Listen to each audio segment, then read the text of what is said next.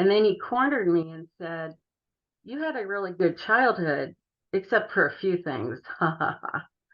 He said to me. I didn't know what he was talking about. But after that point, I couldn't keep the lid on what had actually happened anymore. I finally put it together. I had gone therapist after therapist after therapist. They had no idea what was wrong with me.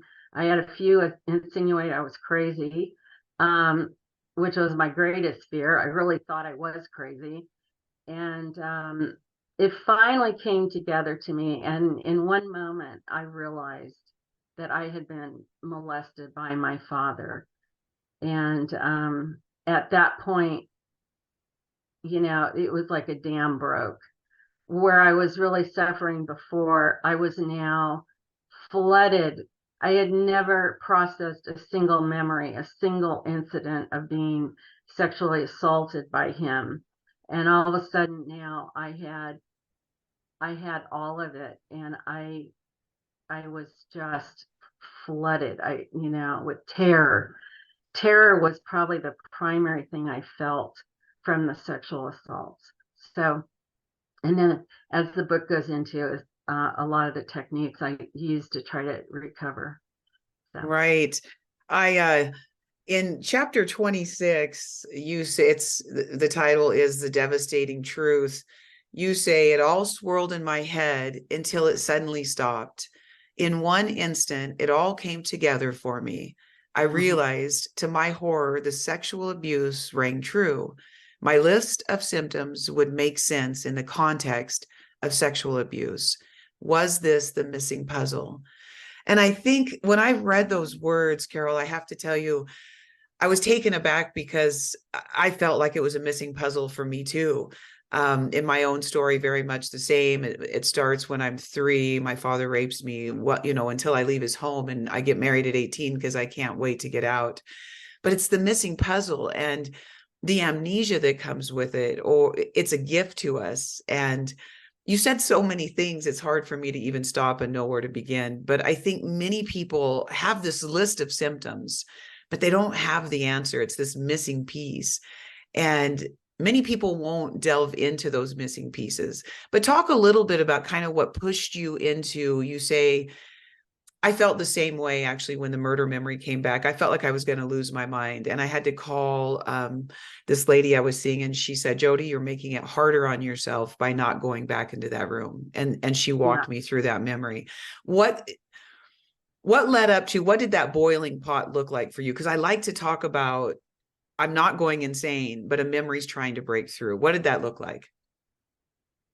Yeah, very good point. And I think that we need to put a cover over all of this, as these are PTSD symptoms. Yes. I had no clue, these panic attacks, these strange fears, this going crazy feeling was all part of post-traumatic stress, and what we now call complex post-traumatic stress, because there's many incidences in there.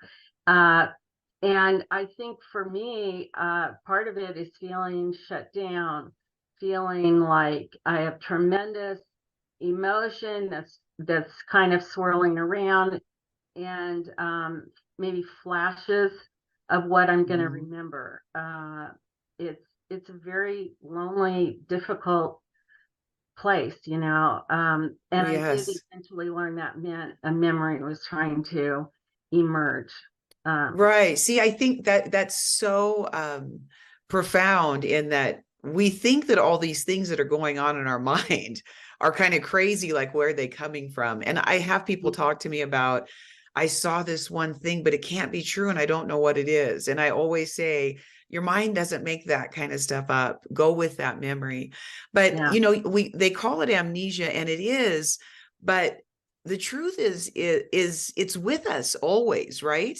Like, yeah. I knew, even though I didn't know that a murder occurred in a motel room, I knew all of my life I had been in a motel room with my dad and Craig.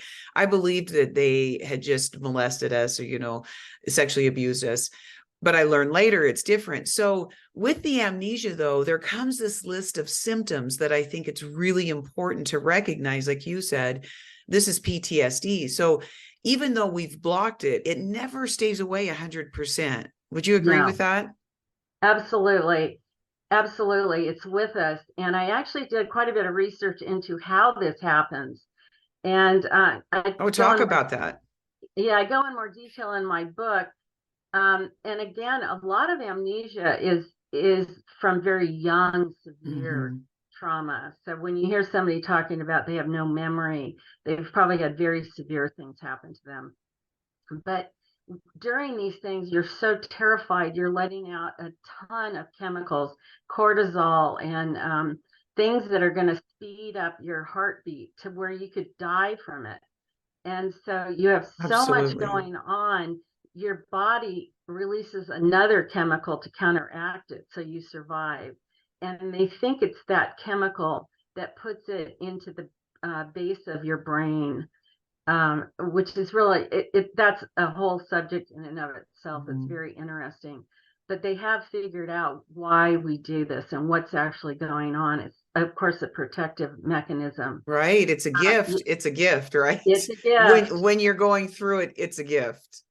It's a gift, right? Yes. And so, but yeah, it's always there. And like they say now with all the vagal nerve studies that they're doing, this is in your whole body. The trauma it stays, and we know that. I knew something was horribly wrong. I had Hmm. no idea what it was, but it was there. It was always simmering there. Right. So, And Carol, one of the things I think that's so important for us that have lived through this is to understand what our body did, right? It's very hard for our minds to grapple with the effects of this trauma. And so it does make us feel crazy. I often had the vision of this woman that was murdered coming to me, and I'd go to my counselor and say, I feel like her spirit's haunting me. And he would say to me, tell me where you saw her. And when we talked it through, I realized she was walking down towards the chair I was sitting in. But if he hadn't explained it to me, I felt like not only was I terrified that my mind was betraying me, but I was terrified like these spirits were getting me until mhm. I understood what my mind was doing. And so I love that you really go into why, I mean, it does matter to survivors what our mind and body has done to help us, right? The Right. body keeps the score and it's like it holds these parts for us until we can get back. I, So I'm sorry. Go ahead. no, no, you go right ahead. Well, yeah, and it's like, why do we remember when we do? And I Right. do think I felt safe enough. I had a stable Yes. relationship. I Mm-hmm. had my children, and I knew, I had vowed in high school I would never let my children feel what I felt, even though I Mm-hmm. didn't even know what it was from. But I had a real, real strong feeling of that my children would never go through what I did. And I think, at some point, I must have by 36 felt safe enough in my life that Mm-hmm. I could handle it. I Um, agree with you on that. I think that we do know we do have to be in a safe environment. And then we have to have the right questions being asked. Even when your father brought up molestation, that mhm, triggered something in you. Those are triggers that happen. And yeah, and all of a sudden it almost is like he gave you permission, right? Because mhm, I wrote this one blog about whose story are you telling? Because we grow up telling the story that they taught us. We don't ever tell our own story until we do, right? mhm. Right, right. It's their narrative that, yeah, Yes. family with great curb appeal. And my father has said that, well, I gave you so much. Right. And those are bribery things as well, aren't they? Hmm. I know I write about in my book where my father sends me two $20 bills. When you're first married, you're broke, right? Yeah, And you know what I knew in my heart? I didn't have all my memories, but I knew he was bad. And I took those $20 bills in the bathroom and burned them because I didn't want any part of his bribery anymore. And I felt crazy doing it, but I had to be free. Does that, yeah, and so when your father would send these things to you, or I'm going to not let you be the executor of my estate, yeah, he was telling you, I'm actually going to reject you more if you don't keep telling my story and keep that curb appeal alive, right? yes. And it was very interesting. My father kind of held it together with me and my relationship. He acted pretty normal till my mother died.